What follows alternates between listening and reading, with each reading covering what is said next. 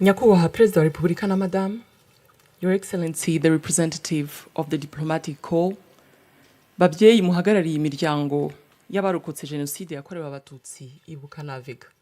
Mwaramutseho, nitwa Shenge Sandra. Tubahaye ikaze hano ku Rwibutso Rwa Jenoside Rwa Kigali, ahagiye gutangira ibikorwa byo kwibuka Jenoside yakorewe Abatutsi ku nshuro ya 31. Turatangirana no gushyira indabo kumva no kunamira abazize Jenoside yakorewe Abatutsi. Hanyuma dukurikizeho gucana urumuri rutazima ruzamara iminsi 100 rwaka hano ku Rwibutso. We welcome you to the Kigali Genocide Memorial, where you are joining millions of other Rwandans who are laying wreaths in countless memorials and graves throughout the country and abroad in remembrance of the lives lost. Reka nsabe military band kutuyobora muri iki gikorwa.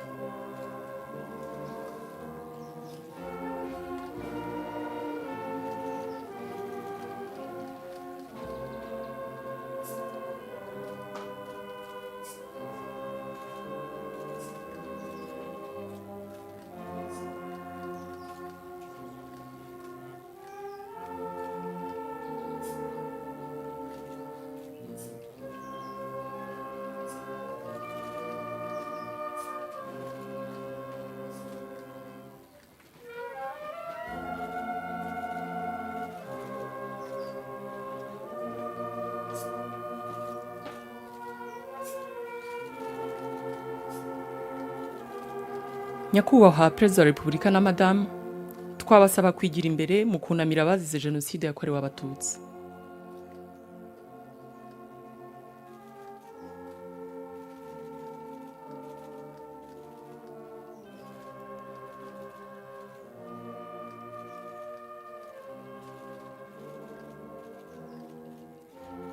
May I now invite Your Excellency Charity Manyeruke, representative of the diplomatic corps, to step forward and pay your respects.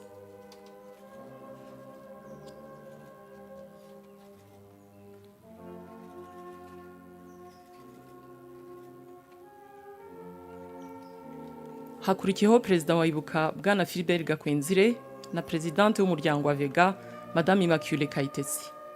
Twabasaba kwigira imbere mu kunamira abazize Jenoside yakorewe Abatutsi.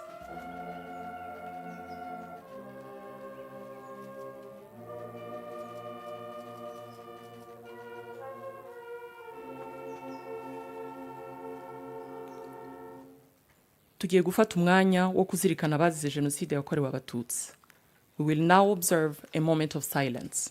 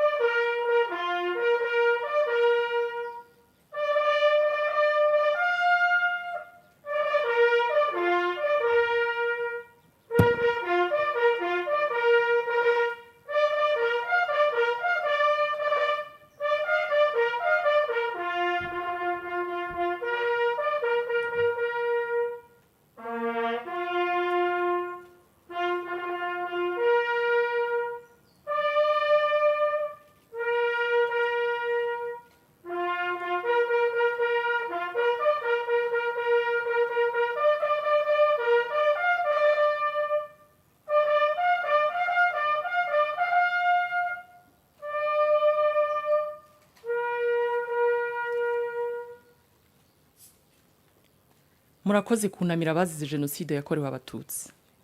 Nyakubahwa Perezida wa Repubulika na Madame, mutwemerere twerekeze ku gicaniro cy'urumuri rutazima.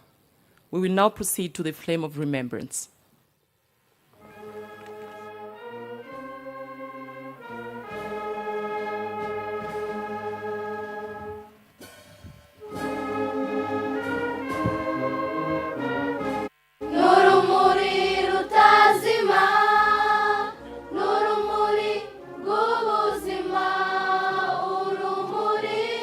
Rwanda, n'u Rwanda nawe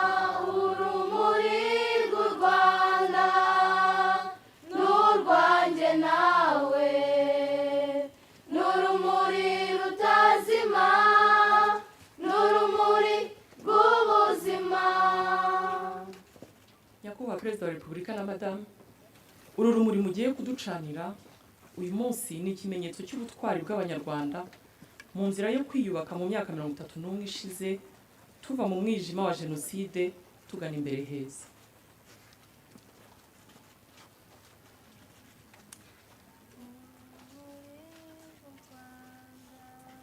nyakubahwa perezida wa repubulika na madamu, mwakwigira imbere mukaducanira urumuri rutazima. Urumuri rutazima, urumuri rw'ubuzima. Uru ni urumuri, urumuri rwo kwibuka, urumuri rw'ubuzima. nyakubahwa perezida wa repubulika na madamu, uru rumuri muducaniye ruzamara iminsi 100 hano ku Rwibutso. Gahunda z'igikorwa cy'uyu munsi zigiye gukomereza ahateganyijwe. Murakoze. Urumuri rw'u Rwanda n'urwanjye nawe, n'urumuri rutazima, n'urumuri rw'ubuzima. Urumuri rw'u Rwanda n'urwanjye nawe, n'urumuri rutazima, n'urumuri rw'ubuzima. Urumuri rw'u Rwanda n'urwanjye nawe, n'urumuri rutazima, n'urumuri rw'ubuzima.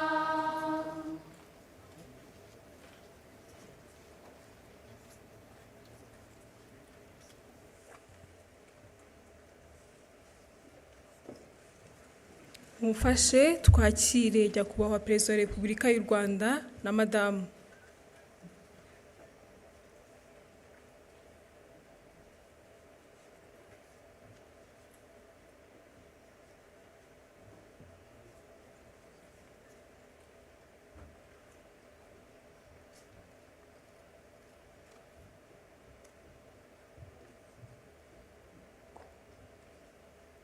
murakoze, mushobora kwicara.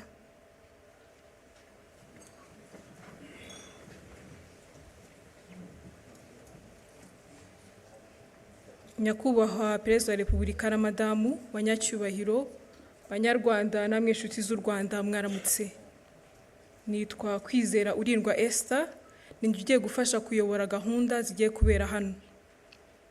Kuri uyu wa 7 Mata duteranijwe hano no kwibuka ku nshuro 31 abazize jenoside yakorewe abatutsi mu Rwanda mu mwaka w'1994.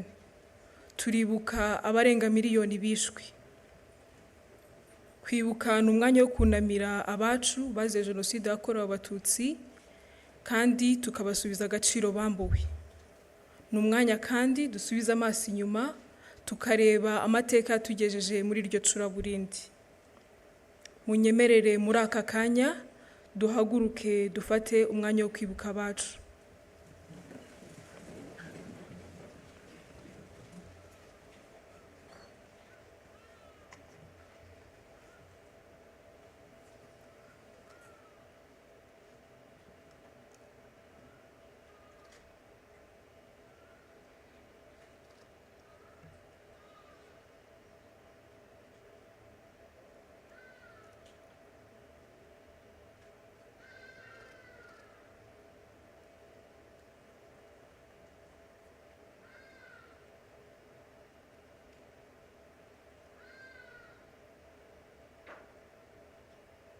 Murakoze.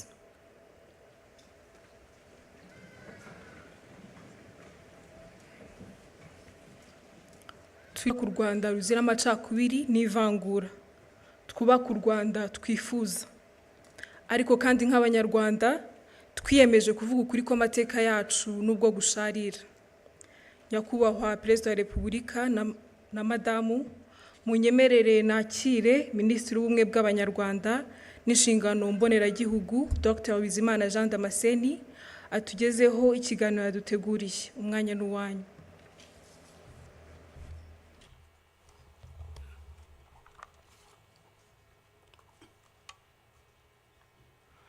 Nyakubahwa Perezida wa Repubulika, mbashimiye umwanya mu mpaye w'ikiganiro k'uyu munsi wo kuzirikana Jenoside yakorewe Abatutsi ituruka ku bukoloni bwimitse irondabwoko ryatumye Jenoside itekerezwa, igakorwa, amahanga bireba. Isuzuma ry'amateka ngiye kunyuramo mu nshamake rirerekana ko nta gihugu na kimwe ku isi kimaze imyaka 109 gisenya ikindi nk'uko Ububiligi bubikorera u Rwanda kuva bwagikoloniza. Byatangiye mu 1916 Ububiligi, Ubudage n'Ubwongereza bumvikana kugabanya imbibi z'u Rwanda rwari rwaraguwe n'abami Ruganzu wa kabiri Ndoli hagati y'1600 n'1623 na Kigeli wa kabiri Nyamuheshera hagati y'1648 n'1692 bageza u Rwanda muri teritwari za Masisi, Rucuru n'ahandi. Hakurikiyeho amategeko akakaye harimo iryo kuwa 21 Werurwe 1917 ryashyizeho ibihano by'ikiboko, n'iryo kuwa 26 Nyakanga 1925 ryambuye u Rwanda ubusugire bwarwo, ndetse n'irindi ryo kuwa 11 Mutarama 1926 ryemeje ko u Rwanda ruzagengwa n'amategeko ya Kongo nayo yashyirwagaho n'Ububiligi. Aya mategeko yateye u Rwanda akarengane, anacamo ibice Abanyarwanda. Mu mwaka w'1924 n'1946 Ububiligi bwagiranye amasezerano n'umuryango w'abibumbye yateganyaga kugeza u Rwanda ku ngingo 3 zikurikira. Iya mbere, ubwisanzure bwa politiki, ubukungu, imibereho myiza n'iterambere ry'uburezi, kwigenera ibikwiriye Abanyarwanda bakayobora igihugu cyabo ubwabo, kubahiriza uburenganzira bwa muntu nta vangura rishingiye ku bwoko, igitsina, ururimi cyangwa idini. Ntibyakozwe, ahubwo Ububiligi bwinjije irondabwoko mu Banyarwanda nk'iryari iwabo hagati y'Abaframa n'Abawalo. Hatangizwa impinduramatwara hagati y'1926 n'1932 ryayobowe n'Ababiligi babiri, Voisin na Morteran.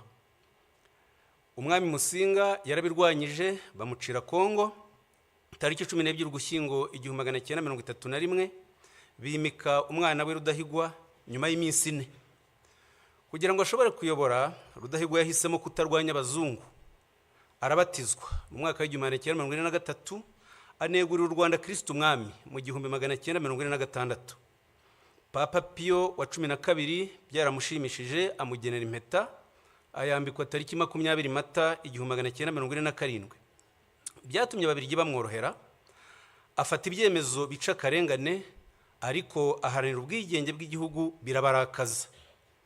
Guverineri Jungers afatanyije na Frere Sekundien wayoboraga ishuri ry'indatwe Butare biyemeje kumusimbuza, ariko birangira bafashe icyemezo kibi cyo kumwica. Aratanga tariki 25 Nyakanga 1959. Nyakubahwa Perezida wa Repubulika, nta kindi gihugu cya Afurika abakoloni biciye abami babiri, umubyeyi n'umwana we, ku maherere. Ububiligi bwakurikijeho gushyira ku butegetsi ishyaka rya Parmehutu ryubakiye ku irondabwoko, ritangaza manifeste enye zikurikirana. Tariki ya mbere Ukwakira 1959, 27 Kanama 1961, 21 Kamena 1964 na 7 Kamena 1969.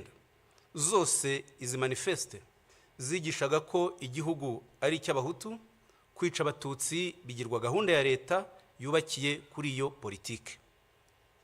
Guhera ku itariki 3 Ugushyingo 1959, Colonel Logiste yoherejwe n'Ububiligi avuye muri Kongo yunganiwe na Major Mariere, bahabwa ingabo z'Ababiligi n'Abanyekongo zo kubafasha gushyira Parmehutu ku butegetsi. Tariki 12 Ugushyingo 1959, Colonel Logiste yategetse kwimura Abatutsi ku gahato mu bice bimwe by'igihugu bajyanwa mu Bugesera. Umwaka w'1961 urangira hagejejwe 13,890. Bahagiriye ubuzima bubi, bagasaba gusubizwa iwabo, Ububiligi bukabyanga. Abatutsi bamwe bagerageje kwimukira rwihishwa mu zindi teritwari, ababirigi bakabirukana. Ndabaha urugero rumwe. Itariki ya mbere Kanama 1960, administrateur wa Nyanza witwaga Emmanuel de Jambrine yandikiye abashefu amabwiriza avuga ko bagomba kwirukana abatutsi muri aya magambo: hari abantu birukanywe muri teritwari ya Gitarama bagerageza gutura mu mayaga, ni mubirukane vuba. Nta numwe muri bo ushobora gutura mu mayaga cyangwa ahandi muri teritwari ya Nyanza, bagomba kujya mu Bugesera. Nimukurikiza aya mategeko aka kanya, inka zabo nazo zigomba kwirukanwa. Tariki 17 Ugushyingo 1959, Colonel Auguste abigiriwemo inama na Musenyeri Perodin yatumije ba administrateur abategeka kwirukana abakozi b'abatutsi mu mirimo, bakabasimbuza abahutu. Abishyira mu itangazo yandikiye abaturage tariki 23 Ukuboza 1959, rikabivuga muri aya magambo ko bikorewe kugirira neza abahutu ngo batwarwe na bene wabo. Ishyaka rya Unare ryaharaniraga ubwigenge ryarabirwanyije, barihimbira ko ari ry'abatutsi bararirwanya, bariteza Kiliziya Gatulika baryitirira amatwara ya gikomuniste. Nyamara Unare yarimo ibyiciro byose by'abanyarwanda, duhereye kuri perezida waryo François Rukeba n'umunyamabanga mukuru Michel Rwagasana. Tariki 23 Kamena 1961, Ububirigi bwashyizeho itegeko ribi rifungura abantu 2,000 bakoze ubwicanyi hagati ya 59 na 61, rikavuga ko abazafungurwa ari abakoze ibyaha bikurikira bitatu byanditse gutya: kwica no gutwika abantu bagahira mu nzu, kwica umuntu buhoro buhoro cyangwa kumukomeretsa, gutegeka gusahura cyangwa kwica. Irondabwoko ryakomereje mu ishyirwaho ry'ingabo z'igihugu, bishingwa Colonel Van der Straten yemeranya na Colonel Auguste uburyo bizagenda. Tariki 29 Nzeri 1960, inyandiko mvugo ikabivuga gutya: ingabo z'igihugu zizaba zigizwe n'abahutu gusa. Ntidushaka kwitwaza kutabogama cyangwa demokarasi ngo twinjizemo umututsi n'umwe. Abatutsi bazajya bashaka kwinjiramo tuzajya twemeza ko badashoboye. Nubwo iyi mikorere irimo akarengane, ntidushaka kuvanga ihene n'ishu ngo twinjize mu ngabo zacu abantu bazaduteza ibibazo. Iperereza ry'Ububirigi ryagize impungenge ku miterere y'izo ngabo, rirabyandika ku itariki 30 Mata 1961 muri aya magambo: mu Rwanda itoranwa ry'ingabo z'igihugu rikurikiza kwinjizamo abahutu bonyine. Iyo zigiye mu kazi zishyira imbere kuba ari abahutu kurusha inshingano za kinyamwuga zagombye kuranga umusirikare n'umupolisi. Turasanga bidakwiye kubashinga akazi k'umutekano. Byageze aho General witwa Document wayoboraga urwego rw'abaofisiye b'Ububirigi abyandikira Minisitiri w'Ingabo tariki 27 Ugushyingo 1961 muri aya magambo ati: gutsimbarara kuri politike yo gushinga ingabo z'u Rwanda uburinzi n'umutekano imbere mu gihugu ni ugutera ikibazo cy'uko nizikora ubwicanyi Loni ishobora kuzita jenoside, tuzahura n'ingorane zo gushinjwa ubufatanyacyaha. Muri Werurwe 1962, ingabo z'u Rwanda zatangiye ubwicanyi ibyumba, zica abatutsi barenga 2,000 barimo umuforomo wabavuraga Karaveri wiciwe Ingarama, byandikwa mu binyamakuru by'amahanga. Mu Kuboza 1963, ingabo z'u Rwanda ziyobowe n'abofisiye b'Ababirigi Dubois, Florquin, Turpin na France zisha abatutsi benshi mu gihugu barenga 35,000. Abadiplomate, abamisiyoneri, abakozi n'itangazamakuru mpuzamahanga n'abashakashatsi bahurije kwemeza ko ari jenoside. Ingero nkeya: telegramu ya ambasaderi w'Ububirigi yo ku itariki 24 Ukuboza 1963 yabyanditse gutya ati: hari abantu benshi bafatwa bagafungwa mu buryo bunyuranyije n'amategeko. Ndabona aho ibintu biriho bigana ari iyicwa ry'abatutsi benshi. Ambasaderi w'Ubufaransa mu Rwanda Marc Barbe nawe yanditse indi telegramu tariki 4 Mutarama 1964 atanga icyegeranyo cy'abishwe muri aya magambo ati: muri Gikongoro abaturage b'abahutu biraye mu batutsi barabica batarobanuye. kugeza tariki 25 Ukuboza 1963 hamaze kwicwa abagera ku bihumbi 15. Tariki 31 Ukuboza 1963 Ambasaderi Barube yasobanuye uko ibikorwa by'ubwicanyi byakorwaga, abyandika atya: ati ubutegetsi bwatangije ibikorwa byo kwica. Habanje ubukangurambaga mu nzego z'ubutegetsi, ba prefe rimwe na rimwe baherekejwe n'umuministre woherejwe na leta, bagakorana inama n'ababurugumestre bakabaha amabwiriza yo kwikiza umwanzi. Ubwicanyi bwatangijwe ku munsi mukuru wa Noheli muri 1963, ariyo mpamvu ababurokotse babuhaye izina rya Noheli y'amaraso.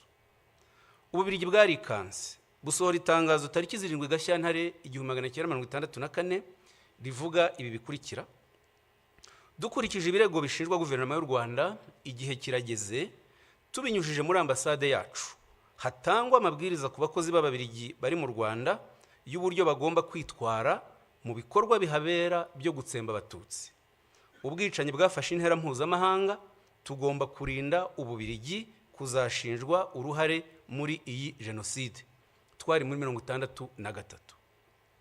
Tariki ya 1 Nyakanga 1962 Ububirigi bwatanze ingirwa bwigenge, hajyaho itegeko nshinga tariki 24 Ugushyingo 1962 ryemeza ko igihugu ari icy'Abahutu. Hakurikiyeho amategeko n'amabwiriza bikumira Abatutsi mu mashuri no mu mirimo, bigeraho tariki 17 Mutarama 1967 Minisitiri w'Ububanyi n'Amahanga abiherewemo amabwiriza na Perezida Kayibanda, Minisitiri Lazaro Mpakaniye yandikira za ambasade n'imiryango mpuzamahanga yakoreraga mu Rwanda ababuza guha akazi Abatutsi. Habyarimana afashe ubutegetsi yashyizeho itegeko nshinga tariki 20 Ukuboza 1978 ryanditswe n'Umubirigi Philippe Regency wari umujyanama we, rishimangira umurongo wo gukumira Abatutsi mu nzego zose. Mu Kwakira 1982 Ubugande bwirukanye impunzi z'Abanyarwanda zigeze mu Rwanda, u Rwanda narwo ruzisubiza Ubugande. Ako karengane nyuzemo mu ncamake katumye FPR ivuka, itangiza urugamba rwo kubohora igihugu mu Kwakira 1990. Ububirigi, Ubufaransa na Kongo bohereje ingabo zirwanya FPR. Habyarimana asubiramo abitangariza itangazamakuru ko impunzi z'Abanyarwanda zitazataha mu mahoro. Arabivuga ku itariki ya 2 n'iya 4 Ukwakira muri aya magambo ati: aho kubaha agace k'ubutaka bwacu uko kangana kose, tuzemera turwane kugera ku wa nyuma. Abatutsi barashaka kugarura ubundi buhake kugira ngo bigarurire aka karere. Ntabwo twabona aho tubashyira, nta gukomeza kwitwaza ubuhunzi, bazake ubwene gihugu aho bari muri Uganda na Zaire. Nibwo bazemererwa kuza mu Rwanda, nabwo igihe kigufi baje gusura bene wabo. Mu gihe cy'imyaka 4 hagati y'1990 n'1994 leta ya Habyarimana yangishije Abanyarwanda FPR, iyita inyangarwanda, inkoramaraso, abanzi. Bayihimbira ko igamije gutsemba rubanda nyamwinshi. N'abategetsi bamwe b'Ububirigi n'Ubufaransa ntibafataga FPR nk'Abanyarwanda. Tariki 3 Gashyantare 1991 Amiral Langsade wari umugaba mukuru w'ingabo z'Ubufaransa akaba n'umujyanama wa Perezida Mitterrand yamwandikiye inyandiko avuga ko FPR igizwe n'Abagande b'Abatutsi. Yongera kumwandikira indi nyandiko tariki 22 Mata 1991 yita FPR inyeshyamba z'Abagande b'Abatutsi. Iyi myumvire ni nayo yitirirwa M23 muri iki gihe, kwima rero itsinda ry'abantu uburenganzira bwo kuba iwabo bazizwe ubwoko bwabo n'icyaha kigize jenoside. Ubufaransa bwarabishyigikiye ndetse bufatanya n'Ububirigi. Ububirigi butanga imbaraga za politike ku buryo ishyaka rya IDC ryashyigikiye MRND no mu bwicanyi yakoraga. Ku matariki ya 17 na 18 Mutarama 1991 IDC yakiriye intumwa za MRND ziyobowe n'umujyanama wayo wa Perezida Habyarimana Enoch Ruhigira, zakirwa na Minisitiri w'Intebe Wilfried Martens. Umuyobozi ushinzwe politike muri IDC Alain de Brouwer yarabimushimiye mu ibaruwa yo ku itariki 28 Mutarama 1991, anandikira Minisitiri w'Ububanyi n'Amahanga Mark Eiskens amusaba gufatanya bakarwanya FPR Inkotanyi. MRND yashyizeho abahuzabikorwa b'iyi gahunda, Karwera Mutwe Speransia na Ferdinand Nahimana Muzi wabaye ruharwa mu itegurwa rya Jenoside no mu buyobozi bwa RTRM. Tariki 12 Werurwe 1993, umunyamabanga mukuru wa IDC Ruri yanditse ashyigikira ijambo Lewo Mugesera yavuze rihamagarira kwica abatutsi ku Kabaya. Tariki 21 Mutarama 1993, Ruri yagiye mu Bufaransa kubonana n'abayobozi b'ishyaka rya Perezida Mitterrand, bumvikana gushyigikira MRND mu buryo bwose. Babikoraga bafite ibimenyetso byose ku itegurwa rya Jenoside ryakorwaga na Habyarimana na leta ye. Hagati y'itariki 19 Mutarama na 11 Werurwe 1994, Lieutenant Nice wari ushinzwe iperereza mu ngabo z'Ububiligi za Minuar yanditse raporo 29 agaragaza itegurwa rya Jenoside ntibyabujije Ububiligi tariki 2 Gashyantare 1994 kwirukana umwamikazi Rosalia Gicanda wivurizagayo, arataha yicwa tariki 20 Mata 1994. Ntibyanababujije gutererana abatutsi bari babahungiyeho muri Eto Kicukiro tariki 11 Mata 1994. Muri Nyakanga 1994, bamwe mu badepite b'Ababiligi bakoreye ubutumwa i Goma na Bukavu, babonana na guverinoma n'ingabo zakoze Jenoside, babagira inama yo gushyiraho guverinoma ikorera mu buhungiro n'ishyaka rya politike, babishyira mu nyandiko bise ibigenga itahuka ryihuse ry'impunzi z'Abanyarwanda. Iyi nyandiko yatangajwe tariki 20 Ukwakira 1994, ikaba ariyo ikomokaho FDLR y'iki gihe ikomeje ubwicanyi mu karere ku bufatanye na leta ya Kongo n'ingabo zayo. Nyamara guhera mu mwaka w'ibihumbi 2000, umuryango w'abibumbye wafatiye FDLR ibyemezo birenga 40 bitegeka ibihugu kuyirandura burundu. Ni nayo MONUSCO yahawe inshingano yo kuyirandura, ariko ntibikora, nk'uko Minuar Yunamir muri 1993 na 1994 itabujije Jenoside mu Rwanda. Umuryango w'ibihugu by'i Burayi nawe wafashe ibyemezo byo kurandura FDLR, nk'icyo ku itariki 10 Mutarama 2008 n'itariki 8 Ukuboza 2010. N'umuryango wa Afurika yunze ubumwe wafashe ibyemezo nk'ibi, nk'icyo ku itariki 10 Mutarama 2005 mu nama y'abakuru b'ibihugu yateraniye iri Breville muri Gabon. Biratangaje rero kuba hari ibihugu muri 2025 bibeshywa n'Ububiligi bikihutira guhana u Rwanda byirengagije ibi byemezo byose n'ubufatanya bw'icyaha bwa Kongo na FDLR. Ibyo bihugu bivuga iyubahirizwa ry'amategeko mpuzamahanga, bikayarebera ku ruhande rumwe rwa Kongo, ntibite ku busugire bw'u Rwanda bwatewe kenshi na FDLR, ntibite ku karengane k'impunzi z'Abanyekongo b'Abatutsi zirukanwa na FDLR zimyaza imyaka 31 mu buhungiro. Kongo yita izo mpunzi udukingirizo, le pantin. Ni kimwe nuko hagati ya 1990 na 1994 leta ya Habyarimana n'abambari bayo bitaga FPR Inyangarwanda z'Abagande. Ni nabyo muri Nyakanga 1994 Perezida Mitterrand yagaragaje avuga ngo muri biriya bihugu Jenoside nta kintu kinini isobanuye. Kuva muri Nyakanga 1994 kugeza amagingo aya, Ububiligi nicyo gihugu cy'i Burayi gikorerwamo ipfobya rya Jenoside yakorewe Abatutsi no kugoreka amateka yayo nta nkurikizi. Nyamara nta ushobora gutinyuka guhakana Jenoside yakorewe Abayahudi ngo bimugwe amahoro, kandi Jenoside ari zimwe mu rwego rw'amategeko, ku buryo n'ibyaha byo kuzipfobya byagombye gufatwa kimwe.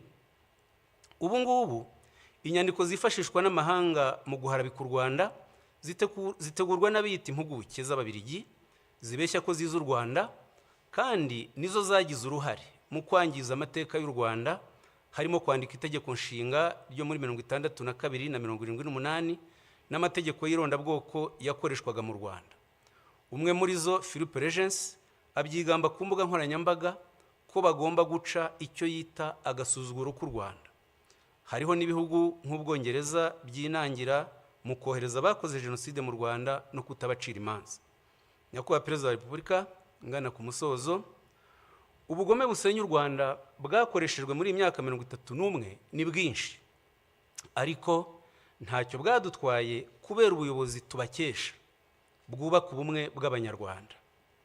Ijoro ribarwa riraye, tuzi urwobo mwakuyemo u Rwanda isi yarutereranye, tuzi n'aheza mu rugejeje, dufitanye namwe igihango tudashobora gutatira.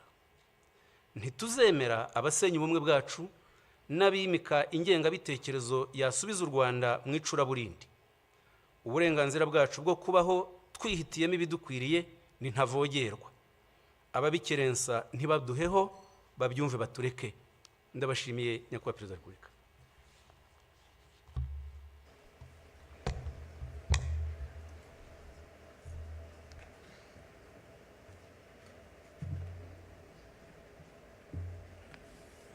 Murakoze cyane Minisita kubw'ikiganiro mutugejejeho ku mateka ya Jenoside yakorewe Abatutsi.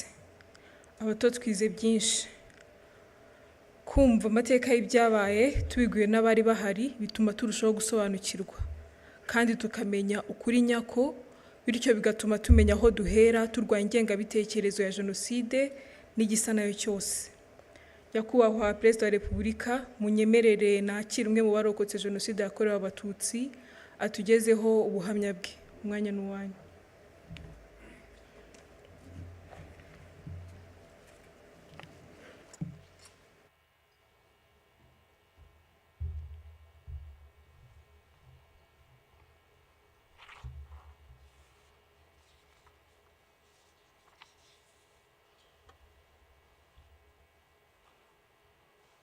Nyakubahwa Perezida wa Repubulika na Madamu,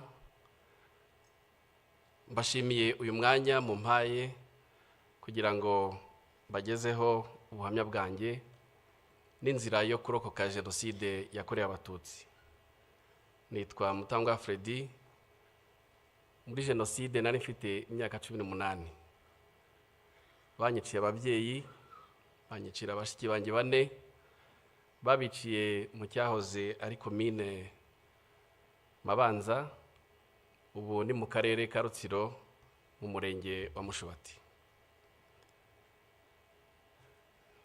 Munyemerere ntangire ubuhamya bwanjye ku mateka y'ababyeyi banjye. Muri 1973 ubutegetsi bwari buriho bwishe Abatutsi. Abanyeshuri ndetse n'abakozi b'Abatutsi barameneshejwe mu kazi kabo. Data nawe wakoraga muri Caritas hano i Kigali nawe yarameneshejwe, gusa yagize amahirwe ahungira mu gihugu cy'u Burundi. Mama wari umufiance we yiyemeje kumusangayo. Mu nzira igoranye yanyuze muri Gisenyi, yambuka Igoma, amanuka Uvira, musanga i Burundi, amugeraho mu gihe cy'imyaka 2. Barashyingiwe babifashijwemo n'ababyeyi bari mu mpunzi. Njye mvuka muri 1976. Gusa data na mama ntabwo bagize amahirwe yo kubana igihe kirekire, kuko mu gihe gito mvutse data yakoze accident iranamuhitana. Yasize mama twite umwana w'umukobwa ari we mushiki wanjye, tukaba kubw'amahirwe twararokokanye Jenoside yakorewe Abatutsi muri 1994. Ubuhunzi bwaramugoye, ndavuga mama yiyemeza kugaruka mu Rwanda akaruhira iwabo. Yagarutse yerekeza aho ari muri komine Bwakira, niho hari iwabo, ubundi mu karere ka Karongi. Aguma iwabo, ariko naje kumenya ko uko icyo gihe nari nkiri muto, naje kumenya ko yakomeza gutotezwa n'inzego z'iperereza zimubaza iby'inyenzi yasize Burundi. Byarakomeje kugeza yongeye gushaka ashaka mu karere ka Rutsiro, ubu ni muri Mushubati. Yashatse umugabo nawe wari umaze gupfusha umugore, nawe afite abana 3. Turabana, nakuriye aho Mushubati, mpiga n'amashuri abanza. Mu gihe nari mu mashuri nibwo namenye ibyerekeye amoko, aho mwarimu wacu nigaga mu mwaka wa 2 yahagurikije abana b'Abatutsi. Icyo gikorwa bagikoraga buri gihembwe, hari ifishi ya leta buzuzaga bagashyiraho ubwoko bwa buri mwaka, bwa buri mwana. Nibwo rero yaduhagurutsaga, ngenda jijinganye, aturuka imbere, araza amagurutsa andi ikinyuguti ku itama, arambwira ngo wowe mama wawe n'umwarimu kazi hano ukaba utazi kuri Inyenzi. Narahagurutse, nyuma tuza gutaha, mbitekereza mama nanamubaza impamvu twabaye Abatutsi, ariko sinibuka igisubizo yampaye. Gusa ababyeyi muri hano sinzi ko mwakibona namwe. Urungano rwanjye, urubyiruko mw'icyo gihe twigishije urwango, twigishwa ubugome, twigishwa ubugizi bwa nabi. Ikibabaje gikomeye nuko bwigishijwe no mu mashuri, bwigishwa mu mashuri ku nzego zitandukanye ndetse no mu buryo butandukanye. Abize muri icyo gihe cyanjye, muribuka imyandiko textbooks twigaga zari zuzuye urwango, nubwo hari harimo imigani itandukanye, irimo inyamaswa n'ibindi, ariko hari harimo ubugome bukabije, hari harimo n'ubugizi bwa nabi. Abize mu myaka ya 7 n'iya 8, turibuka isomo twigaga ry'imyuga.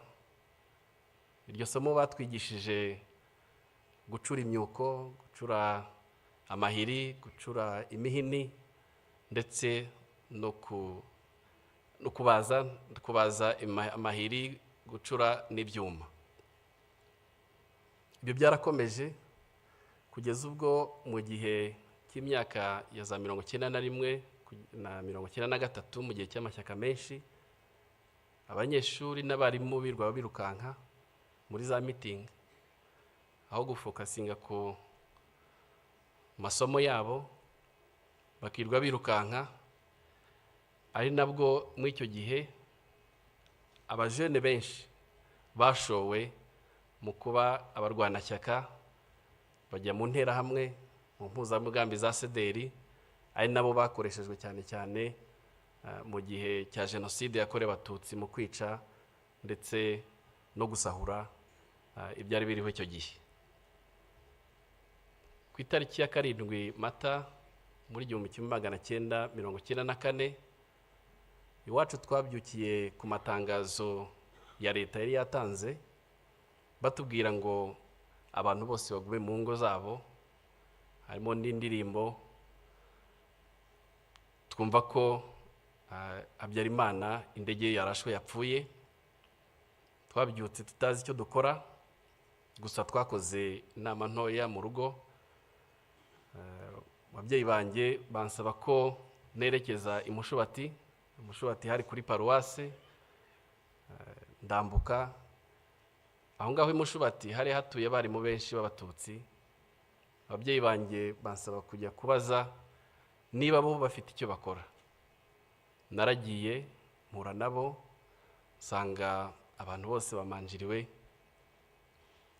nsanga batazi icyo bakora, ariko nsanga harimo abatangiye gufunga ibintu kugira ngo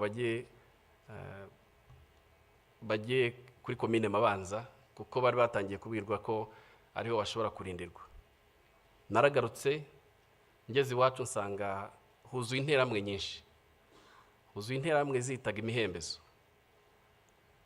Izo nterahamwe zari zaje iwacu zije gusaba amafaranga n'icyo kurya, ariko zari zihageze zimaze kwica Umututsi wapfuye mu gace k'iwacu bwa mbere witwaga Rwandekwe. ninjira mu rugo iwacu. Mama mbonye arambwira ati bimeze gute, ndabwira bagiye kujya kuri komine Mabanza. Arambwira ati mwana wanjye ntabwo turibona ko tugenda uko aba twagoswe. Nuko arambwira ngo mwana wanjye ugomba kujya kwihisha. Arambwira ati ubanze ujye kwihisha ku mukecuru witwa Kankindi twari duturanye. Ndagenda, nyuma y'igihe gitoya Kankindi anjyana ku nshuti yanjye yitwaga Pierre, twiganaga mu mwaka twiganye muri primaire. Narahagumye, nizo ntayiramwe zakomeje gutera mu gihe cy'iminsi 6. Buri mugoroba mama yazaga kundeba akampumuriza, akambwira ko bakiriho. Ku itariki ya 13 z'ukwezi kwa 4 mama yaje kundeba nimugoroba, ariko aza yahindutse, nkabona mu maso handitse pe. Araza turicarana, anzanira amatunda yari yeze ku rugo rw'iwacu. Arambwira ati mwana wanjye reka twicarane dusangire. Ndatangira, ariko mukanya andeba mu maso, arambwira ati mwana wanjye nurokoka uzaba umugabo. Nta kindi yambwiye. Hashize akanya yarahagurutse aragenda, ati ngiye kureba abandi. Nukuri yarazi icyo avuga, kuko ibitero byari byariyongeye iwacu. Kuko ku itariki ya 14 mu gitondo z'ukwezi kwa 4 uwari burumestre wa Mabanza witwaga Bagirishema Inyasi cyaje kumbabaza nuko urukiko rwa Arusha rwamugize umweru ngubu yibereye mu France. Yaje iwacu aravuga ati abwira intera hamwe zari ziraho n'izindi zakomeza gutera, arabwira ati mukureho umwanda. Ko mu gihe cya 5 nibwo intera hamwe zikoranije, izo zitwa imihembezo, zaturutse ahitwa Mukunini n'ahitwa Gafumba, ubwo naho mu karere k'iwacu, zose zikoranira iwacu. Abiwacu rero bari barimo bakwira imishwaro, buri muntu ashaka kwirwanaho ngo ajye gushaka aho yisha. Bakomeje rero barabahiga, baza kubakusanya, nanjye baramvumburaho narindi, duhurira mu gahinga. Hanyuma naje kugira amahirwe, sinzi umuntu mu baturage yatereye ijwi hejuru aravuga ngo Dorothea yari mama, yashatse hano ashaka abana 2 kandi bari baturutse i Burundi. Abo bana bashobora kuba bari abarundi. Ubwo abari bariho baduhiga batushaka kudukusanya ngo batwice, bahita bafata ababyeyi, bafata n'abana. Ubwo baba birukankanye. Naje kumva ko kubera ubwoba ababyeyi banjye bagerageje kugura amasasu, babatanga 5,000. Barayafata, baravuga ngo amasasu arahenda. Babicishije amahiri, babicisha n'imihoro, babajugunya mu miringoti yarera aho hafi. Bashiki banjye bo babataye mu cyobo kinini cy'umugabo wari umupasiteri witwa Gasenge, nawe bamwishe muri jenoside. Babatarimo ari bazima, ariko babanje kubakomeretsa. Hanyuma noneho bakabarundaho babajugunyaho amabuye kugeza igihe bapfuye. Nge rero na mushiki wanjye muri iryo joro twafashe icyemezo cyo guhunga aho ngaho, twerekeza ahitwa ku Rutare rwa Ndaba. Wenda abajya muri biriya bice murahazi. Aho twerekeje hari mama wacu wakurikiraga mama, akaba yarashatse umugabo utarahigwaga. Twarahageze, atubonye aratwakira, arabwira ati mwinjire mu nzu, ariko dusanga nawe afite umutwaro ukomeye wo kurinda umugore we, ariko yaratugumanye. ibitero byakomeje kumutera avuga ngo noneho hari inyenzi zajiwe. Ndibuka nk'ibitero bibiri byarazaga akabiha amafaranga bagasubirayo, aho bigeze harananirwa aratubwira ati mugerageze mwigendere. Ariko yaduhaye indangamuntu ye. Kera mu ndangamuntu bandikagamo abana, yari afitemo abana babiri, uwitwaga Ruberi n'uwitwaga uko ibishaka. Aratubwira ngo bana banjye mugende kuri bariyeri, nibabaza muzabwire ko iyo ndangamuntu ari ya so, harimo ubwoko bw'abahutu. Noneho ubwo icyo gihe nibwo nahinduye izina, nitwa Ruberi na mushiki wanjye yitwa uko ibishaka. Hari aho byadukundiraga kuri bariyeri bakatwemera tugatambuka, ariko hari n'ahandi byatugoraga bavuga ko ari amayeri y'inkotanyi. Twarakomeje, inzira yatubereye ndende kuva Bimushubati, inzira twayirangirije ikaduha ahahoze ari muri Gikongoro. Twarabahaye tubana mu mpunzi, tubana n'impunzi zari ziturutse i Kigali, tubana n'impunzi zari ziturutse i Gitarama, ndetse n'abanyeshuri bigaga ku ishuri rya Yave ryari hariya ikaduha. Abo banyeshuri abenshi bakoze jenoside yahabereye, kuko twebwe twasanze barayirangije nko mu kiliziya n'ahandi, kuko abanyeshuri baturutse ibyumba bari bafite ubugome budasanzwe, ariko twarabanye. Twagumye aho ngaho kuko hari no muri zone turquoise. Muri zone turquoise rero, aho inkotanyi zahagaritse jenoside hirya no hino mu duce, muri zone turquoise bakomeze barica. Induru zakomeza kuvuga, bavumburaga abantu buri munsi, abari babahishe, batangira no kwica abahutu bari bahishe abatutsi. Icyo gihe byarakomeje kugeza aho nageze nko muri bigeze nko mu kwa karindwi hagati. Ntabwo twari tuzi ko inkotanyi zahagaritse jenoside, twari twihebye. Hanyuma nahavuye hari umwana w'iwacu w'Imushubati wigaga aho ngaho, ngo yaraje gutwara ibintu bye, turakubitanye, ahamagara izina ryanjye nyaryo rya Freddy.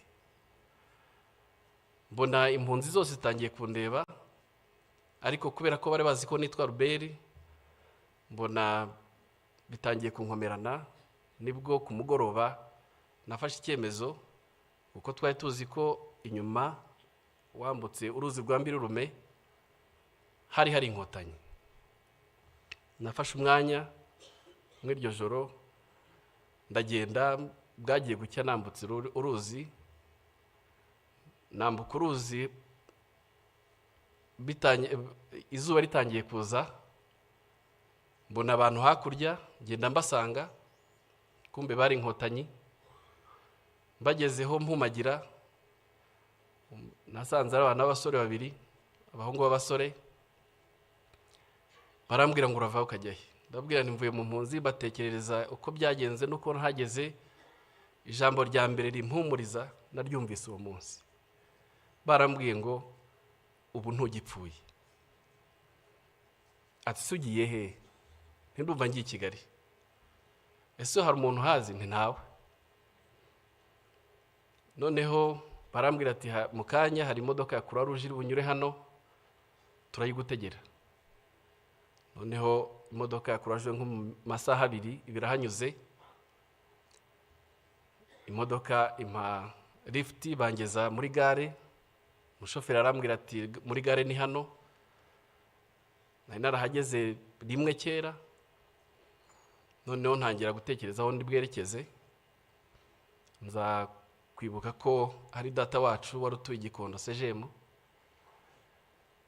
Noneho ndavuga reka ngeyo, kuko nari narabasuye muri 92 njyayo.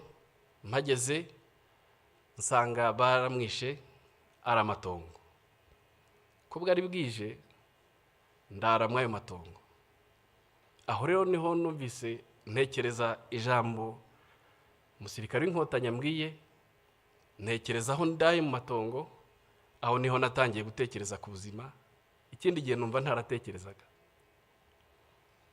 ntekereza numva mfite agahinda kenshi, ngatekereza ab'iwacu, ariko none cyamvunaga kurushaho ni mushiki wanjye nari nsize mu mpunzi.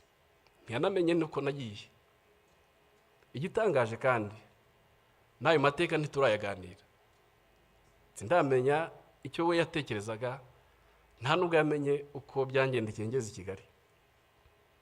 Hanyuma bukeye nza kuza ngaruka muri gare, ndongera ndambuka mva seje munza hano muri gare hano i Kigali. Ngira amahirwe akomeye, mpura n'umuntu wari umushumba w'ahantu hafi y'iwacu, yari yaraje i Kigali, arambwira, arampobera, turahoberana, ntiwararokotse, nti nararokotse. Arambwira ati hari abahungu b'imushubati, ngwino nkwereka ahantu nabo barokotse, ngwino nkwereka aho bari. Ndagenda ndarayo, turahoberana, turishima. Noneho ningiye wabwiye amateka y'iwabo, kuko ngewe jenoside yabaye ariho ndi, kuko bari baraje i Kigali batazi uko bagenze. Ese runaka yarapfuye, ese runaka yarapfuye, ngenda mbabwira, mbatekerereza, kuko nari nzi ko uko byagenze. Hanyuma rero naje kugira amahirwe, mpura na data wacu wari warahungiye Burundi, ahungutse arancumbikira, ubuzima butangira gutyo. Ariko yaraturanye n'umusirikari witwaga Mutabazi, yari umukapiteni, niko yambwiye. Ndagera mutekerereza uko nasize mushiki wanjye mu mpunzi. Arambwira ati nyina akora nk'inkotanyi, ati mu mpunzi taho hantu ni nko kuva hehe nahagana he. Ndamutekerereza. Buke mu gitondo aramfata anjyana aho ngaho, ni nawe wamfashije kugira ngo mushiki wanjye ashobore kuva mu mpunzi hariya, nawe muzana i Kigali. Kuri yo byari igitangaza kongera kumbona. Hanyuma rero nyakubahwa Perezida wa Repubulika, ndagira ngo mbashimire. Inkotanyi zatubwiye kubaho, tubaho. Inkotanyi zaduhaye icyizere cyo kubaho, kandi turiho. Muri icyo gihe mushiki wanjye akimara kuboneka, nibwo natekereje gusubira mu ishuri, kuko nacyo nshimira leta y'ubumwe yagiyeho icyo gihe, yuko yagerageje gushyira ibintu mu buryo. Amashuri aratangira, nongera kumva yuko ishuri ry'iwacu aho narigaga Kirinda hongeye gutangira, nsubirayo. Nagezeyo nsanga hari abana b'imfubyi benshi bihebye, batazi, mbese hari agahinda gakomeye, ariko hari n'ubukene bwinshi. Leta rero yatubereye umubyeyi, leta yatubereye umubyeyi, iradushyigikira, ijya mu cyuho cy'ababyeyi bacu, ishyiraho farije, baduha icyangombwa cyose twari dukeneye kugira ngo dushobore gukomeza amashuri yacu. Ndagira ngo mbashimire umusingi leta yacu yaduhaye wo kubaho. Ni igihango gikomeye tudashobora gutatira, ni igihango gikomeye tugomba kwigisha, kandi twigishana n'ubu n'abana bacu. No kuri icyo gihe mu bwihebe nk'ubwo ngubwo, nta nubwo twambaraga ngo tuberwe, ariko turambara tukaberwa. Ikindi, twabaye abagabo. Rya jambo rya mama, nzi neza yuko ababyeyi benshi baribwiye abarokotse benshi, twabaye abagabo. Bahumvugira aha, mfite ndi umugabo, narashatse, mfite abana 5.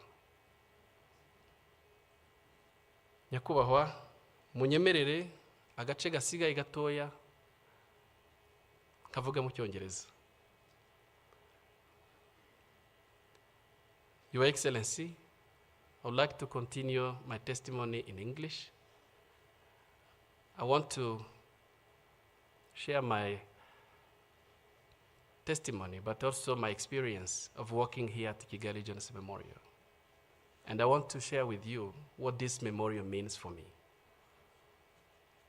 This memorial has been more than a workplace. It's It's my home. It's a home for me. Working here has transformed me deeply. Trying to learn and understand my history, the history of my country, explain the root cause of genocide against Tutsi, trying to share the transformation journey of my country from the ashes of genocide to a peaceful nation. It has been a very positive journey for me. But this memorial has a huge meaning for the international visitors that I receive all day, every day. This memorial provides an historical clarity. They come here to learn and they bear witnesses. They go back transformed. They're transformed by what they see and what they hear. They take these stories, our stories, the stories of genocide, the stories of reconstruction, across the borders and through generations. I want to extend my profound gratitude to the government of Rwanda for establishing the memorials around the country. It is such act of humanity. While the perpetrators, they left their victims unburied, no respect, no dignity. They attempted to erase their humanity by establishing the memorials, such as Kigali Genocide Memorial. It's a profound and a powerful statement that they failed.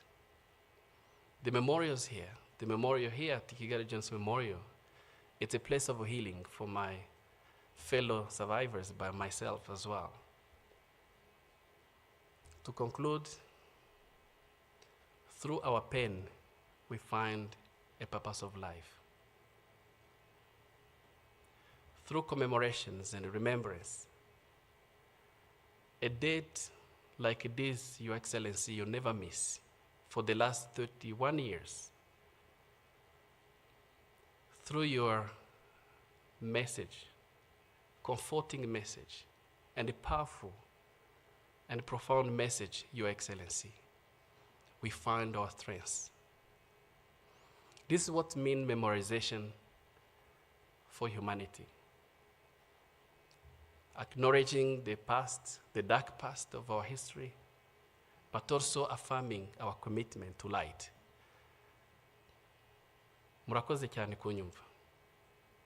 Murakoze mwese kuntega amatwi. Dukomeze twibuke kandi twiyubaka. Murakoze.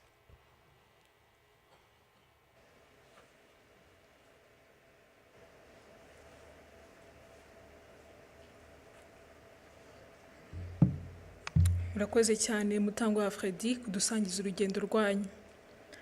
Ni koko twabasabye byinshi, ariko ubuhamya nk'ubu butwereka ko inzira yo kwiyubaka no kudaheranwa ishoboka. Murakoze kandi mukomere cyane. Muri aka kanya reka twakire ishuri rya Nyundo ritugezeho indirimbo ryaduteguriye ijyanye n'ibihe. Murakoze.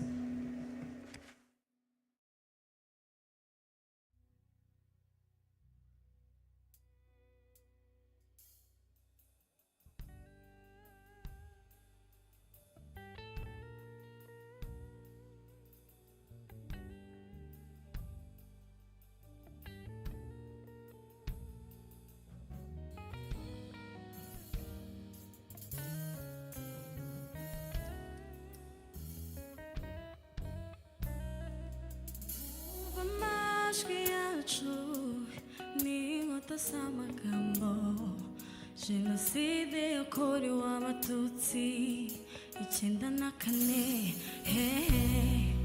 batonyaze ko bumwe bazabigisha Imana badacamo ibice baturema amamoko umutu umututsi umutwa amacakubiri aragata twibuke twiyubaka umwe n'indahiro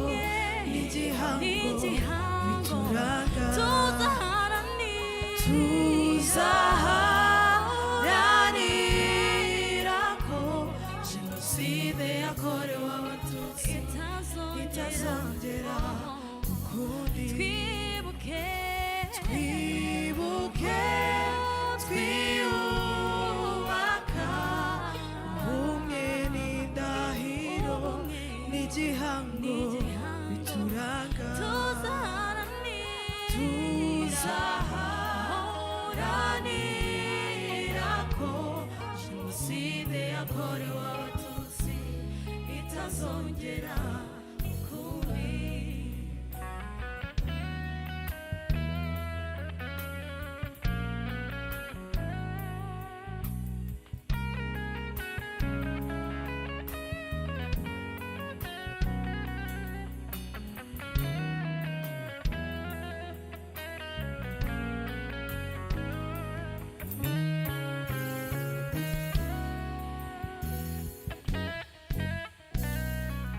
Bana b'u Rwanda ibyo twagezeho tubisigasire, urukundo niryo banga, ubumwe bwacu nizo mbaraga, twageze kuri byinshi tubigezaho na leta y'ubumwe, amateka azandikwa ku butaka bwacu mu rurimi rwacu, tuzashinga icumu rizahama iteka. Twibuke ubumwe n'indahiro, tuzaharanira ko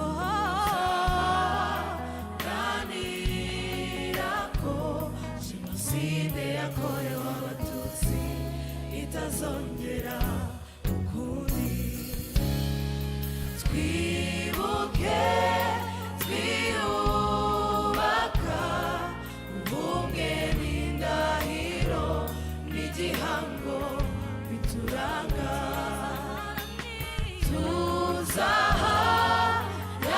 tuzaharanira ko jenoside yakorewe abatutsi itazongera ukundi.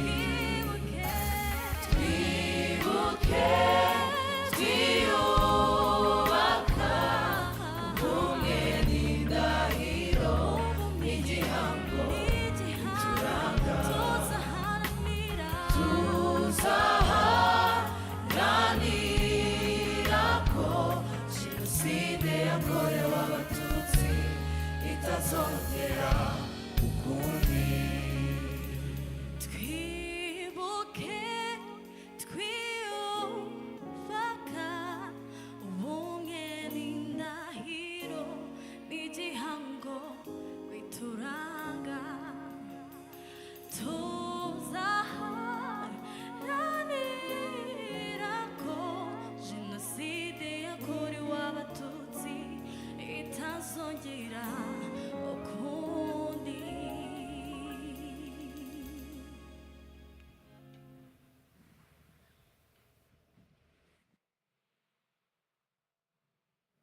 Abaririmbyi barakoze cyane. Nyakubahwa Perezida wa Repubulika, abari hano twese n'abadukurikiye hirya no hino, dutegereje ubutumwa mwatugeneye uyu munsi. Umwanya ni uwanyu.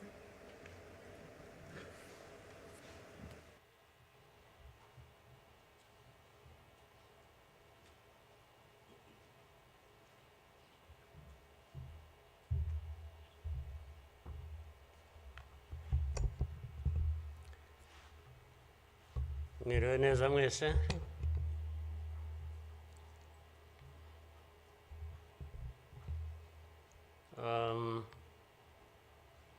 Ngira ngo biroroshye wenda kugira aho mpera.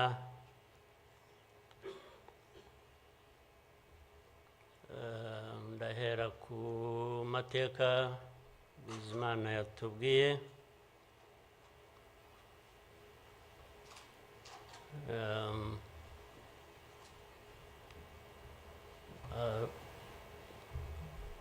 Arambuye,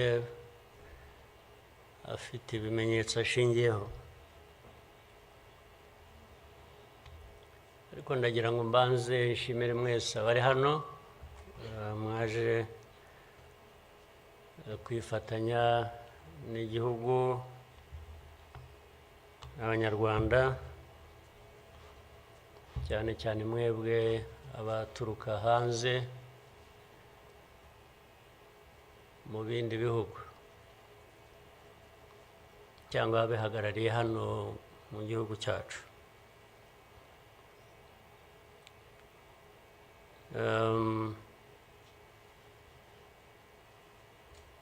ndabashimira kuko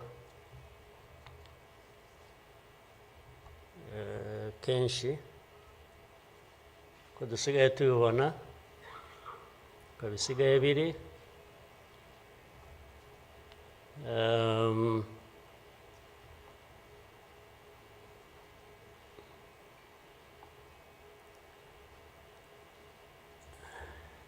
ukuri ntabwo kukigenderwaho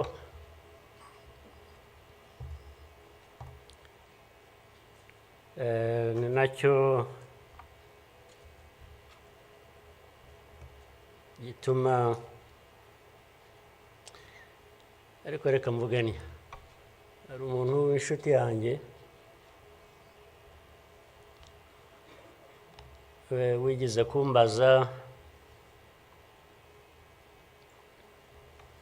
atari ko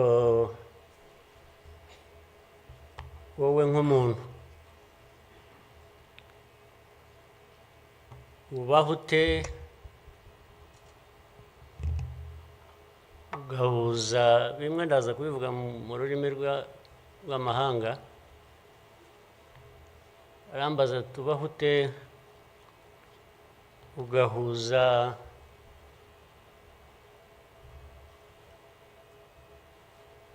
the dark past and the cruel present.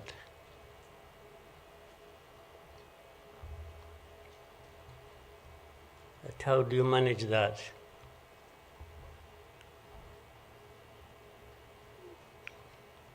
ariko uko nabyumvaga ntabwo ari igihe yabazaga gusa yabazaga u Rwanda uvuga ngo u Rwanda mubaho muti with a very dark past and a very cruel present.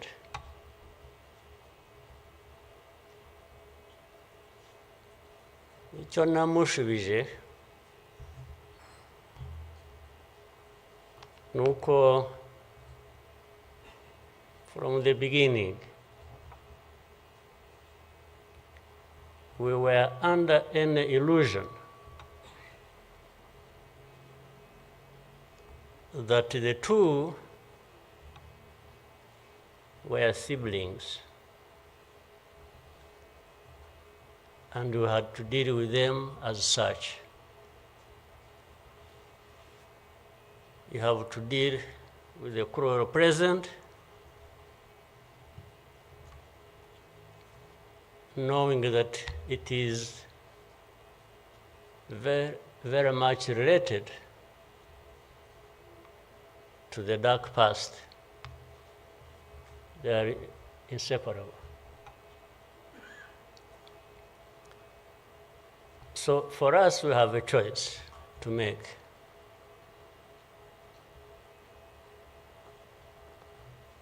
You are either crushed in between and you stop existing, or you stand up and fight.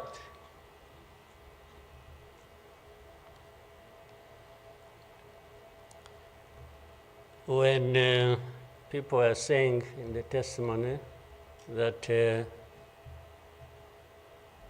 you know, the hope they have and that what happened here 30-something years ago will never happen again.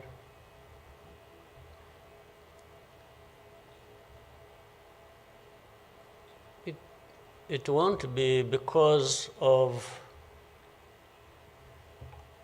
those who were responsible for that dark past. Will not try again, or are not even trying now again. It will not happen again just because there will be people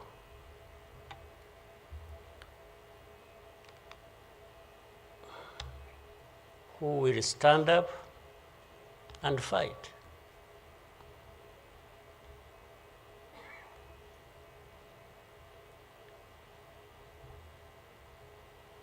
It's not because there are fewer people who wish to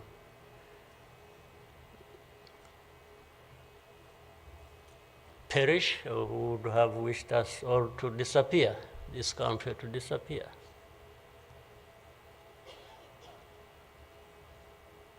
But how can people accept that? How can people not stand up and fight? Because anyway, well, there is a risk you may die when you stand up to fight. But if you don't,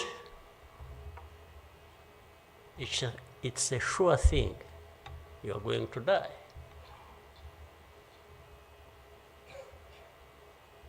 So why don't I try the former? Why don't I try to stand up and fight with the chance that you might survive and live on your life as you want it, instead of giving up and you let people treat you as if for you to live, it's a favor that they are going to do for you. Why?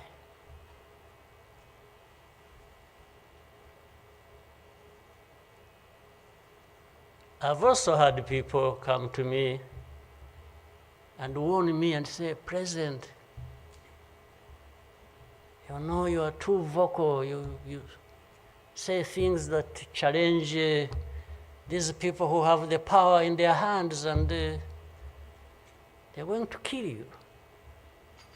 Well, first of all, it means they're killers.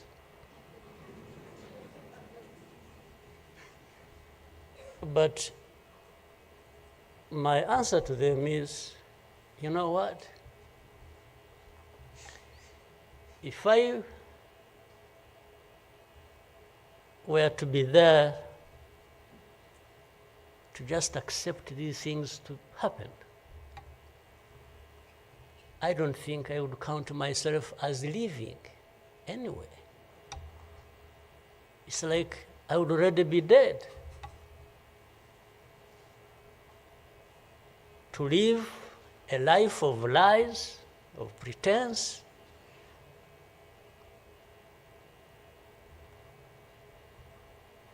and all my life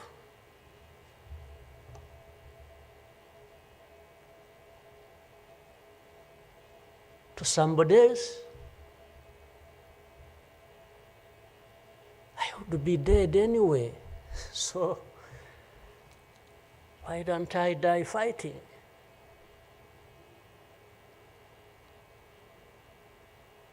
So you Rwandans, why don't you die fighting? Instead of dying anyway, just dying like flies. Why? But my message goes to other Africans who live like this on a daily basis, who are dehumanized. And they accept it and they beg. I can't beg to live. I can't beg anybody.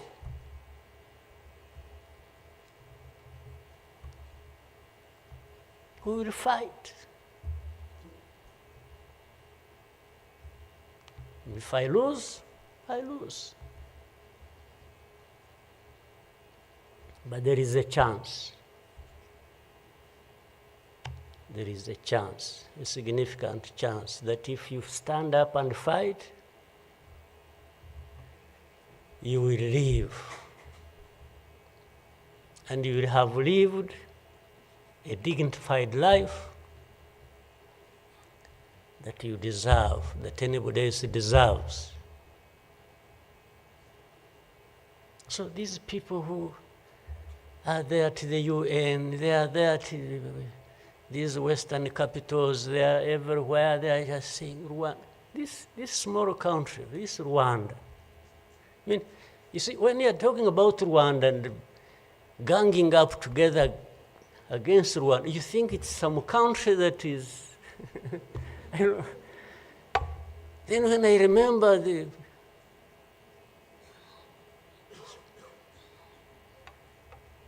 facts about it, I just imagine the world has gone amok.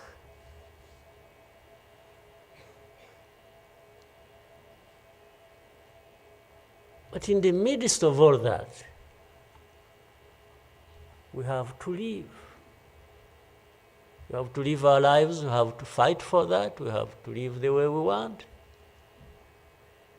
And I tell anybody to his face to go to hell.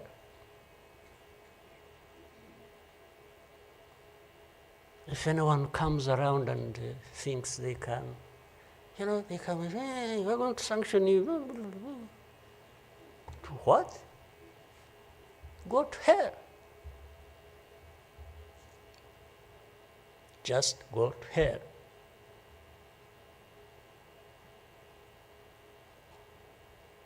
You have your own issues to deal with.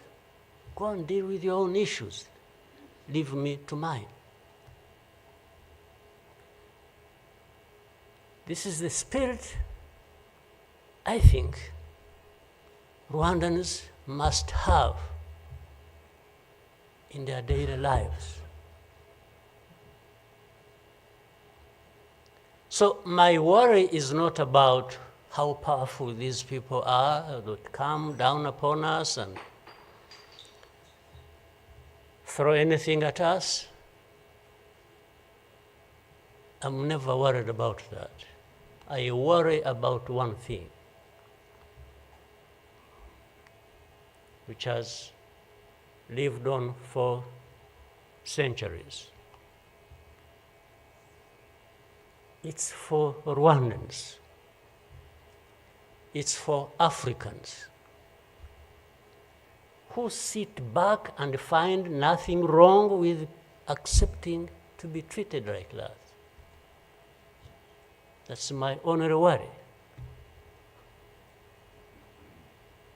When can Rwandans, when can Africans refuse to be mistreated like this?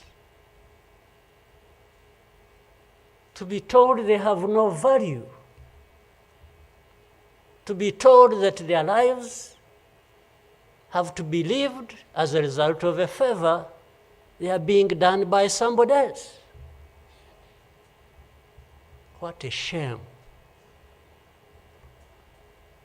for people to accept that even for a moment. You must not accept it. You must get up and fight for yourself.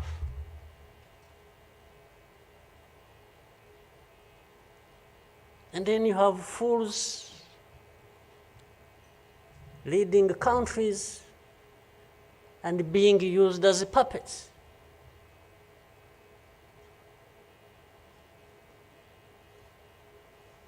And they are stealing from their own resources, which they should be putting to the good use of their own people and develop them. They just put everything to their own use, find billionaires in a sea of poverty, millions of people going hungry, and their leaders, billionaires, money that has been stolen from the resources of these people, and these are the ones received in Western capitals and praised, and when, Rwanda is being crucified, literally at the UN, everywhere, these are the ones who show up, and everybody is doing their bidding.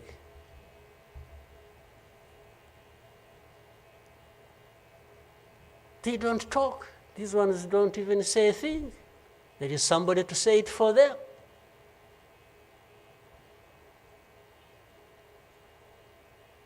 You don't say a thing. Even in meetings where solutions are being thought about and crafted and so on, they are absent because somebody else is there. They'll address when their name comes up, they'll say, no.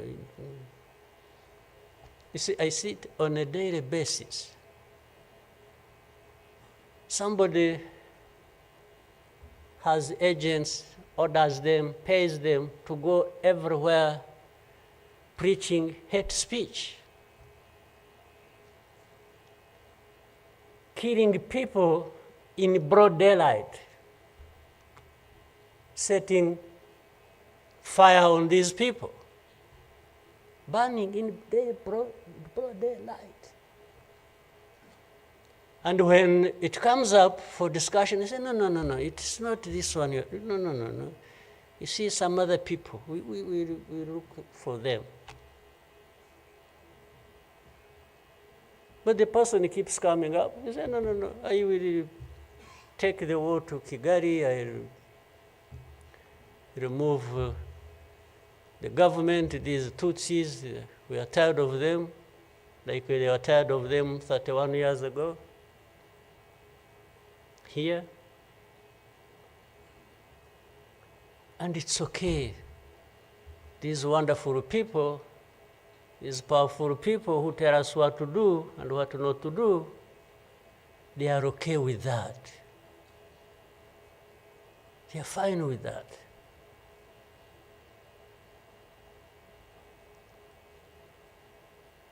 And they expect us to accept it also ourselves.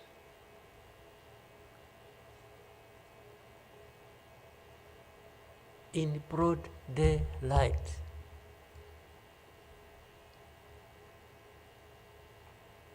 Hate speech, killings of people for their identity, uprooting them from their homes, and most of them are refugees here in this country.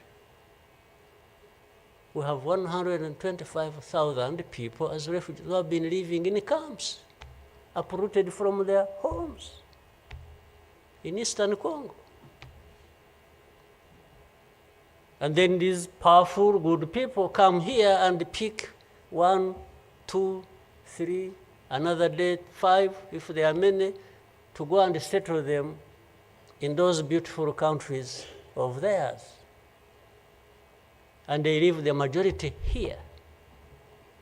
And they expect us to be thankful that that's a huge gesture of generosity.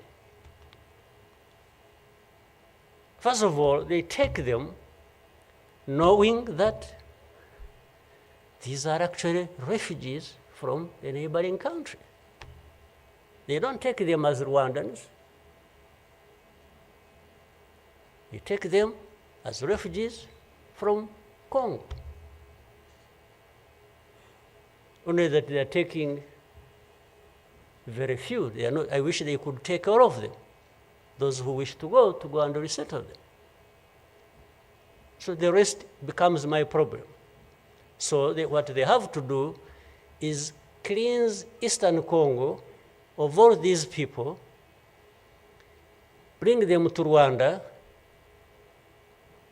take to your countries those you want, few, very few, not even 0.1%, and the rest should remain Rwanda's problem. Because after all, these ones are Tutsis like Kagame. That's a simple conclusion. But ask yourselves, how did these people end up being across the border of Rwanda? Was it really done by Kagame? Was it done by Rwanda? No, for us, we are here lucky that we are alive, that we survived.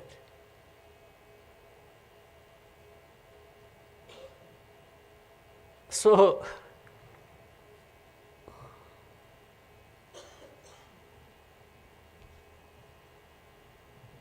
but as I say this,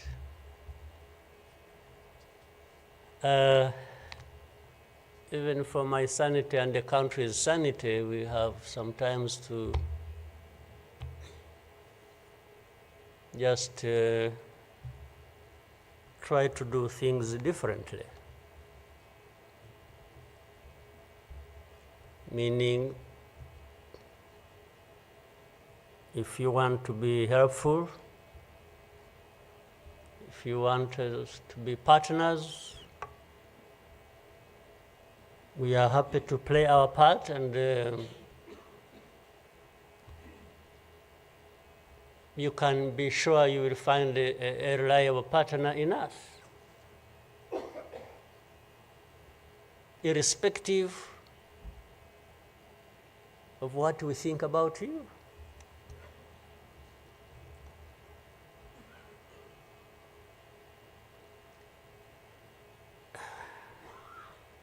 You know,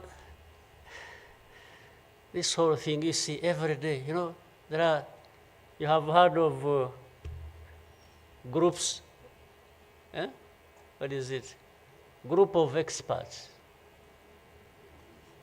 You have heard of that thing? These are people who go around, experts who are supposed to know better our situation than ourselves. Can you imagine? And the ones who lead those groups are the very people connected with this history I'm talking about, or that Bizimana was talking about. Can you imagine the cynicism?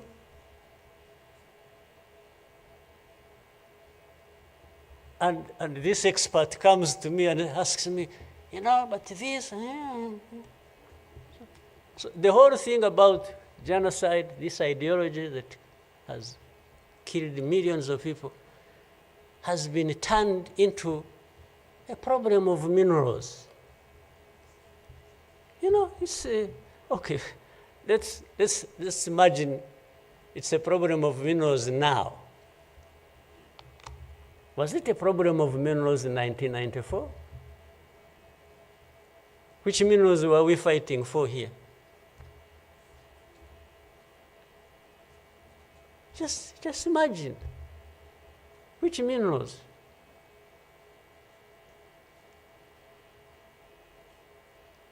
Second, if it were to be minerals, how many are actually fighting for these minerals in those places, assuming you found evidence about Rwanda being implicated in what's happening in Congo for minerals in Eastern Congo? Are you really saying it is just Rwanda? Why don't you be brave enough to say Rwanda is invading our territory we have created for ourselves and is encroaching on the minerals we are also encroaching on in Eastern Congo? Why don't you be brave enough to admit that? At least to say that.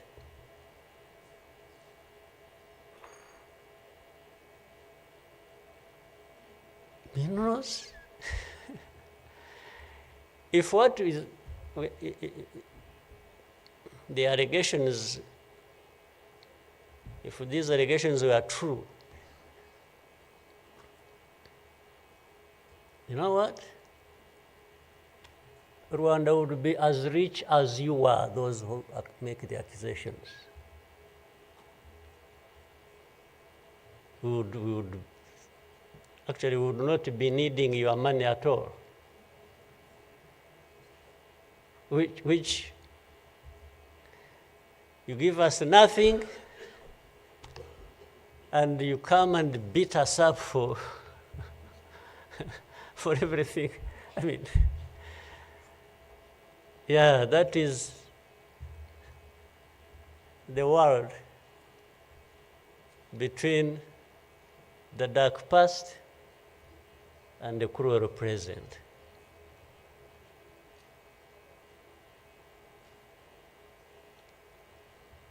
But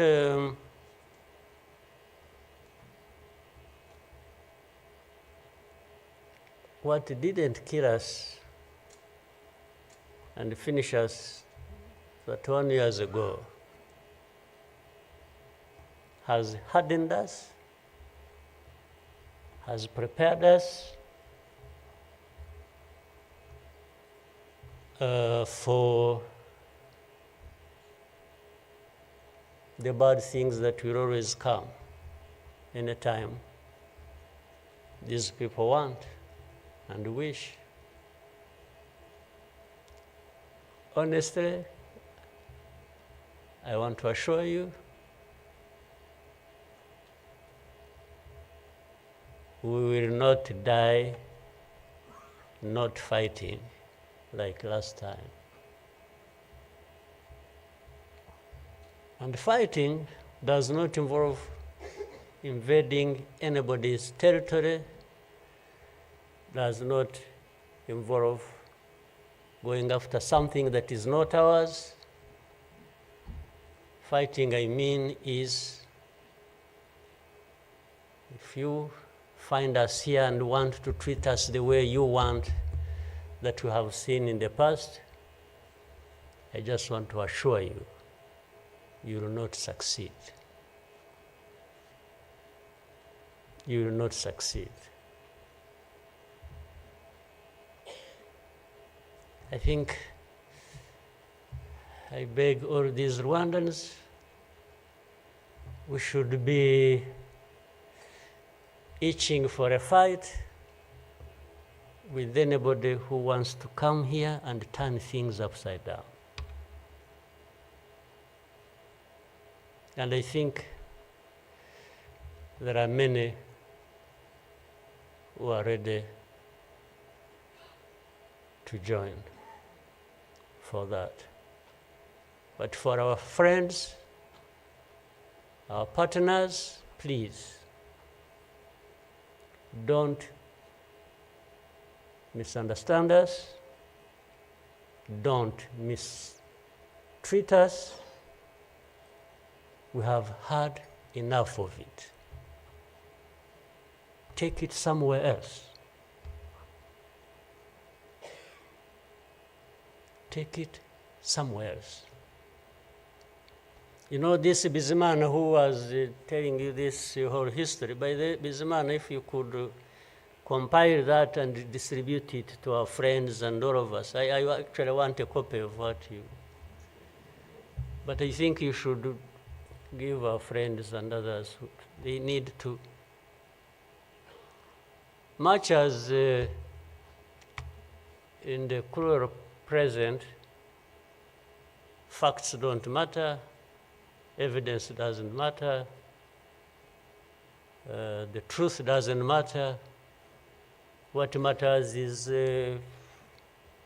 what pleases you on any day, and doesn't matter what facts about others. But and I was saying this because this man made another presentation another time that involved the same people he was talking about. And the next day, from embassies, people came to him, threatening him. Yeah. You know, they even, they are so foolishly brave to just, you know, they went to him. And I think another message went through Foreign Affairs. It's like this man who is saying this, and he was not saying it is not true, but he was saying no for daring to say it, even if it is the truth. Yes, they threatened him, and they even started threatening he will not get a visa to travel anymore to some places, face to face, like that. Somebody from the embassy threatening our minister. Of course, I can't blame them that, given this history we have had, that from the embassy they even think they are above the minister. Yeah. He just come and say, you dare say this. He wasn't saying, this is contrary to the truth or evidence we have. Why did you present lies? No. He was just saying, whether lies or truth, you shouldn't have said it. That is the cruel present we live in, but we must confront it, and we will. We shall. No question about it. I've also told people that anyway, for us, we are in a sort of not bad position, because the worst has already happened to us. I don't think anything worse will happen, ever. So those who are scared, fearful of anything, I just want to console you in some way, if you may, that actually the worst has already passed. When we lost the people during that time, the young man was giving a testimony about. Do you think anything like that would ever happen again? I don't think so. So why would we be scared of anything? The worst. The hurricane came and we took cover and things, and it has passed. And we rebuilt. We rebuilt our strength of all kinds. I don't think there is any other hurricane that will come and sweep across the country, destroying everything. I don't think so. So, and this day always reminds us of some of the things that I ignored and facts that remember the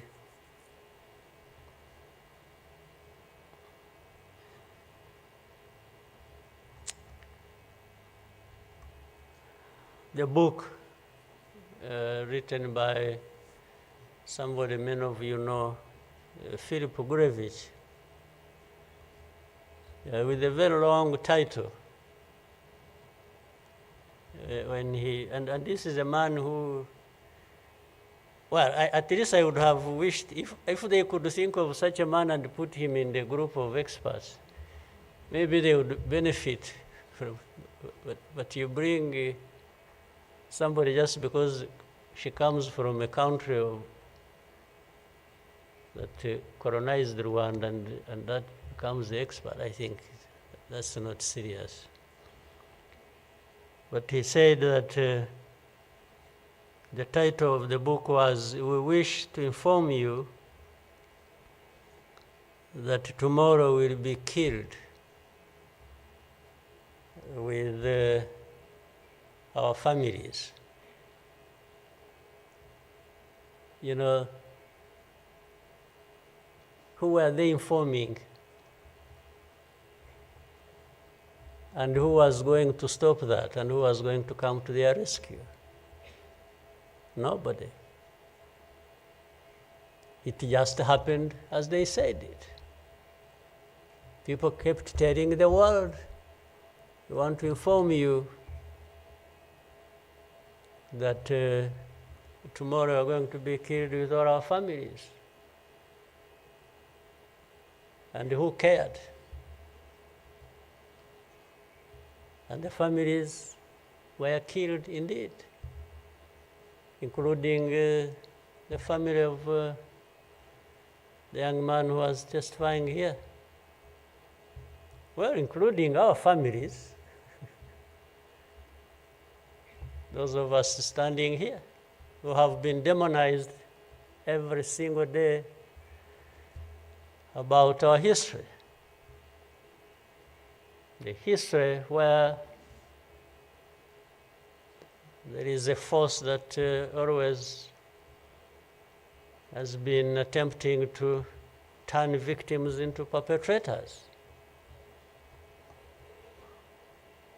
So these people who give testimonies and say what happened to them, they are actually now perpetrators. They are no longer victims. So the cynicism I was talking about of what happens in this world is that these very people who barely survived and who lost everything else and their families are now the victims, the perpetrators, no longer victims. That's what the world wants to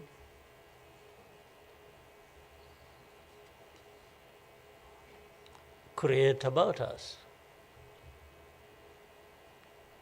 I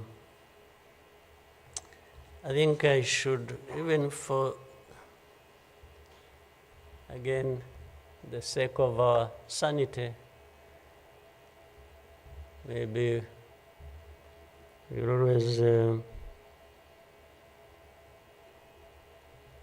know, during the war times,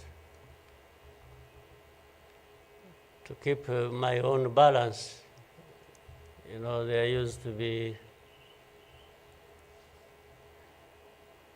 battles taking place across the country, militias killing people, RPA soldiers fighting government forces.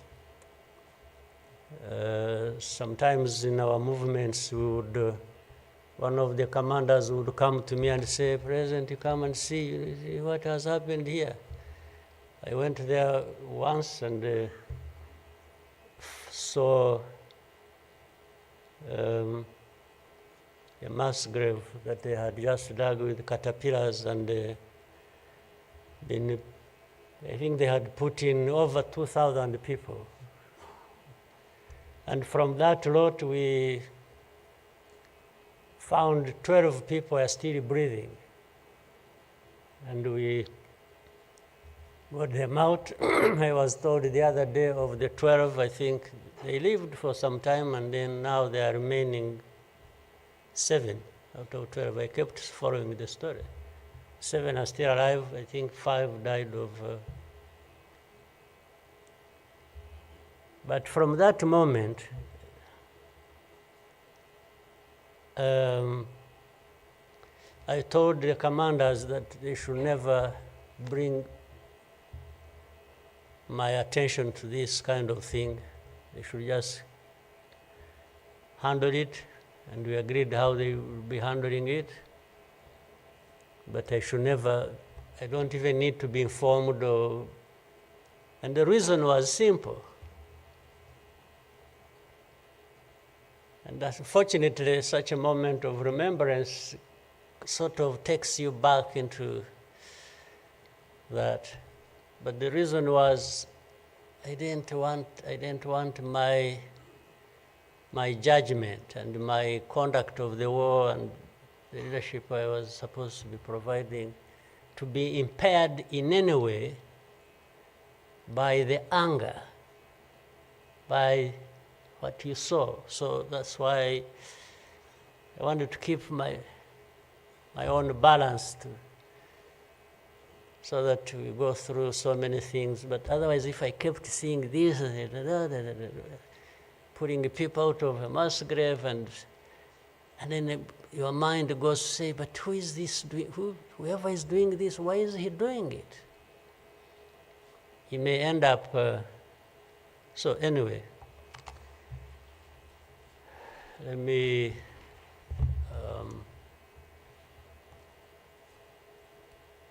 end here. There will always be another day, another year to commemorate our lost people. But for Rwandans, I beg you,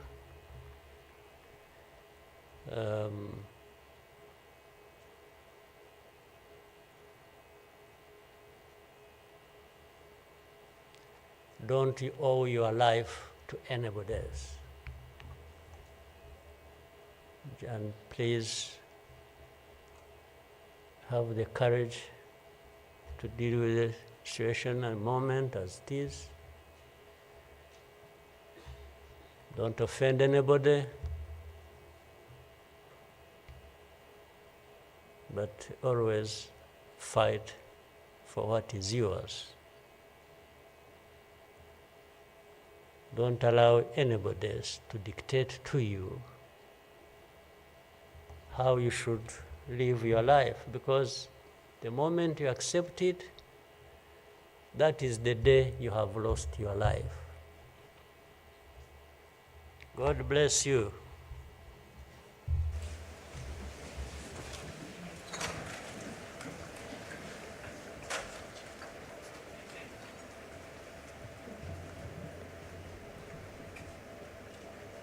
Murakoze nyakubahwa Perezida wa Repubulika kubwo ubutumwa mutugejejeho.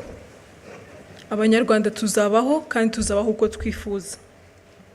Nyakubahwa Perezida wa Repubulika na Madamu, banyacyubahiro, banyarwanda namwe inshuti z'u Rwanda, nongeye kubashimira ko mwabanye natwe muri uyu muhango wo gutangiza icyumweru cy'icyunamo n'iminsi 100 y'ibikorwa byo kwibuka. Ndagira ngo mbibutse ko kandi kuri uyu mugoroba hari ibikorwa byo kwibuka.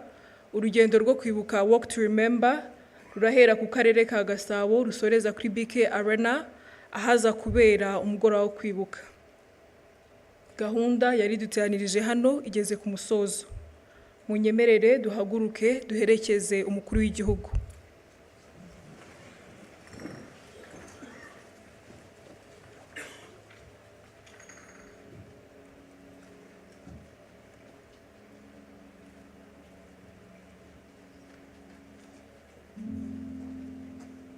Munyemerere kandi tube tugumye mu byicaro byacu umwanya mutoya. Twibuke twiyubaka kandi dukomere.